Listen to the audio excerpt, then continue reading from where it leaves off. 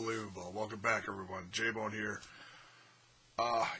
It's shit like this that makes me stay young. That that that keeps me going. So I was on Facebook earlier, and I got a notification from the Tracy, and this is a new page to Facebook that popped up within the last few months. Apparently, Tracy Guns and Phil Lewis are touring dates. I guess some of them got canceled, but they're touring behind the LA Guns name. It's advertised as LA Guns, Phil Lewis, and Tracy Guns, and then they got some fill-in guys. Not knocking the rest of the band. I'm just saying I don't know who's in it. It's not all the original guys. Steve Riley isn't in it. He's still back with that other other version of LA Guns.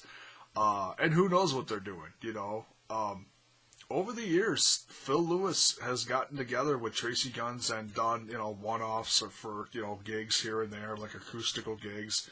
And I don't know what these gigs are all about. I know there's gigs that are supposed to be supposed to be gigs later in the U.S. I know there's one around here in Illinois, around the Chicago area.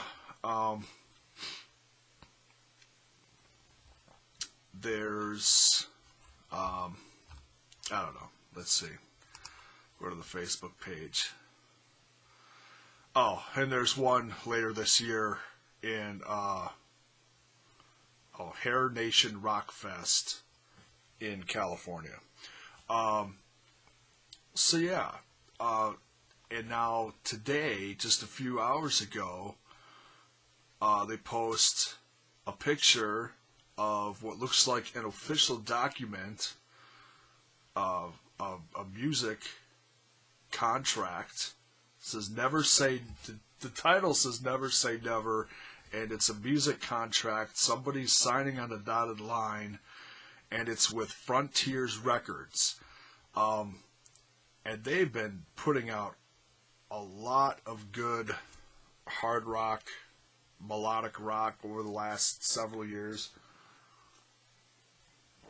They've got guys, if you're not familiar with them, they've got guys like Sebastian Bach, put out some solid CDs with them.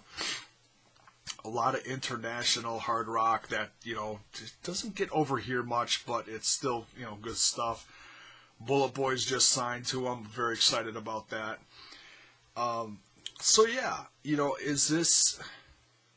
Is this supposed to be for recording a live recording? Is this for new material between these guys?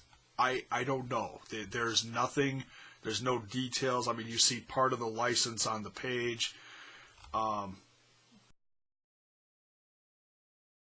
Contract, whatever you want to call it, part of the contract on the page, but there's no other details. And I'm sure within the next, short amount of time, within the next few days, weeks, I'm sure some official statement will come out. But, wow, yeah, like I said, never say never. So this makes me very happy because, I've always liked LA Guns. LA Guns was actually the first concert I ever went to at the Riverside Theater back in '89. It was, oh God, you never forget this shit. It was Dangerous Toys, Tora Tora, and LA Guns was the headliner. Man, I could still see that show. I remember how incredible it felt to be at that first big show that I ever went to. You never forget stuff like that, especially if you love music like I do. After 20 some, almost 30 years later, and these guys are getting back together and doing something musically. I mean, Phil Lewis is, he may not be able to hit all the notes he used to, but Tracy could still kick ass on guitar. And I've seen different versions of LA Guns over the years. I saw the Chris Van Dahl version in '96.